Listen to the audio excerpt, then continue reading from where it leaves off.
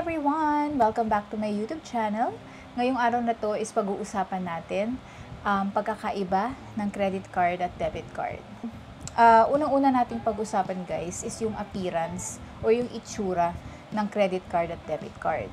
So kung titingnan mo silang parehas, halos similar talaga sila. Meron ding 16 digits na card numbers, but card number parehas. Sa harap ng card, nandoon din yung expiry date. And kung mapapansin nyo, parehas silang may logo, either MasterCard or Visa. Okay? So, kahit nga minsan yung mga cashier sa store, kapag nagbabayad ako gamit yung credit card ko, tinatanong pa ako kung credit card. So, hindi ko naman sila masisisi. Siguro gusto lang nila talagang i-double check. No? Kasi halos magkaparehas nga yung itsura ng credit card at debit card. Pero ito lang guys yung tatandaan nyo, no, para mabilis nyong matukoy kung credit card ba yung isang card. So, kapag credit card guys, hindi lang siya MasterCard or Visa yung pwede nyong makitang logo doon sa card.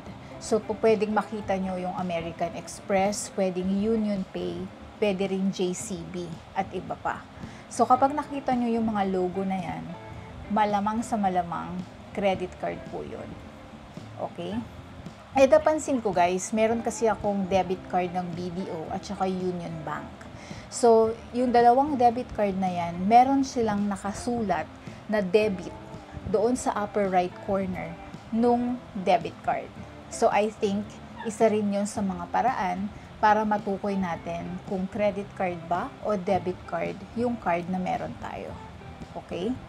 So, sunod guys is sa transactions. So, parehas yung credit card at debit card na pwede nating gamitin pang bayad online or pwede din sa mga physical store. Okay? And parehas din natin silang pwedeng magamit for cash withdrawal. So, di ba kapag may debit card tayo, nagwi-withdraw tayo ng pera natin. Sa credit card naman, kapag yan po ay ginamit for cash withdrawal, meron pong involved na higher fees at another set of conditions yung paggamit niyan. Kaya, bago kayo mag-withdraw gamit yung credit card, pag-isipan nyo munang mabuti. Okay? So, sumunod guys is yung source of funds. So, alam naman natin yung debit card natin, usually talagang connected yan sa ating account or savings account sa bangko. Or pwede ring yan yung payroll natin, kung saan pumapasok yung sweldo natin. So, pera talaga natin nun, di ba? Yun yung source of funds. Nagde-deposit ka ng pera doon sa iyong account na pwede mong i-withdraw gamit yung debit card mo. So, on the other hand, sa credit card naman guys, ayan po yung borrowed money galing sa bangko. Kasi pera ng bangko yan, hindi natin pera yan. Okay? So, kapag po tayo ay gumamit ng credit card, ang halaga po or amount na pwede nating magamit ay depende po sa credit limit na binigay sa atin ng bangko. Okay? So, since nangungutang ka or ginagamit mo yung credit card mo, hinihiram mo yung pera ng bangko, syempre, you are expected na magbabayad ka. Syempre, babayaran mo kung magkano yung halaga na nagamit mo doon sa credit card. Okay? So, next guys is yung qualification or yung ease of acquisition ng inyong card, ng debit card at credit card. So, pagdating sa debit card, hindi siya mahirap mag-apply or magkaroon nito. Kasi ngayon nga, pwede ka na mag-open ng account online, di ba? Tapos, ipapadala na lang ng bangko sa'yo yung debit card. So, mabilis lang siya. Basta, mamimit mo or mas makakapag-send ka ng mga documents na hinihingi nila at mamimit mo kung meron mang deposit amount yan na kailangan mo i-deposito para makapag-open ng account. Madali lang, di ba? Unlike sa credit card, kapag tayo po ay nag-apply, hindi po ganun kabilis ang application. Kasi, syempre, may mga set of requirements din tayong kailangan ipasa dyan. And it's under the discretion ng bangko kung i-approve nila yung application natin or hindi. So, dito na papasok yung credit score natin. Kasi ang mga financial institutions like banks, yan po yung tinitingnan nila, yung ating credit score, bago sila nag-a-approve ng ating credit card application. So, usually, yung mga wala pang credit cards, kapag meron kang savings account sa bangko na yon at doon ka nag-apply ng credit card, madali ma-approve kapag ganun pag first timer. Pero kapag existing credit card holder ka na, so syempre, meron nang mati-check yung bangko, no? Kung okay ba yung credit score mo, kung ikaw ba capable magbayad, may kakayanan ka talaga magbayad, and on time ka nagbabayad. So kapag the higher the credit score, the higher the possibility na ma-approve ka sa iyong credit card application. Okay? So, sumunod guys is sa rewards. Hindi lahat ng debit cards guys is nag-earn ng rewards. So, yung Union Bank at saka yung Union Bank, meron silang Go Rewards debit card. So, si BDO din, yung debit card nila is pwede kang makakuha ng discount, no, sa pagdating sa dining or sa hotel bookings paggamit mo yung iyong BDO debit card. So, pagdating naman sa credit card, ito talaga guys, halos lahat ng credit cards nag-earn ng rewards. So, pwede ka makakuha dyan ng cashback.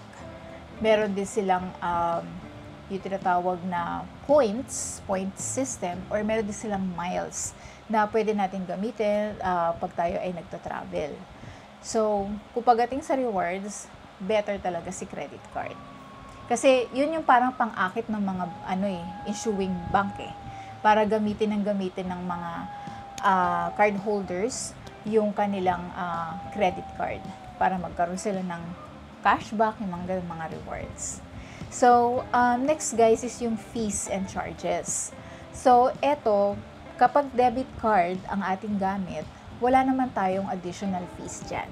Unless, kasi pera natin yan Unless, halimbawa, BDO yung ATM mo, tapos nag-withdraw ka sa BPI. Usually, di ba, meron yung fees yung bangko. Minsan, 18 pesos, ganun, di ba, pag nag-withdraw ka. Pero hindi ganun kalaki. Unlike kapag credit card, pagdating sa credit card, kasi may annual fee tayong binabayaran sa credit card, parang pinaka-maintenance fee, no, or membership fee. Tapos, meron pa yung mga penalties or interest. So, pagdating naman sa penalties at interest, kapag naman nakakapagbayad ka ng tama at on time, hindi ka magkakaroon ng penalties or interest. Okay? And yung annual fee naman, minsan napapa-waive naman yan sa bangko. So, yung last guys is yung fraud protection. Okay, so, masasabi ko na pagdating sa credit card, mas better yung protection dito guys. Kasi anytime magkaroon ka ng unauthorized charges or transaction, pwede mo yan mapa-reverse, pwede yan ma-dispute, basta i-report mo agad sa bangko immediately. Okay? Na-experience ko yan. Actually, nagkaroon ako ng unauthorized charge na itawag ko kagad sa bangko and na-reverse naman siya. Okay? So, sa debit card naman guys, protected din naman. Kaya lang, kapag na-victim ka ng scam at nakuhanan ka ng pera sa iyong savings account, most likely, hindi na yan maibabalik sa'yo ng bangko. And na-experience ko din yan guys. So, na-victim ako ng phishing email before. Kilinik ko yung link, nag-update ako ng info, ayun. Nawala yung 7,000 ko sa bank account ko. And hindi na yan binalik ng bangko sa akin. Ang sabi nila sa akin is inauthorize ko daw yung transaction. So, they cannot give me the money back. So, yun lang guys, yung masishare ko sa inyo. And kung meron kayong question, leave your comment below. Marami pong salamat sa panonood ng aking videos. And see you again on my next. Bye!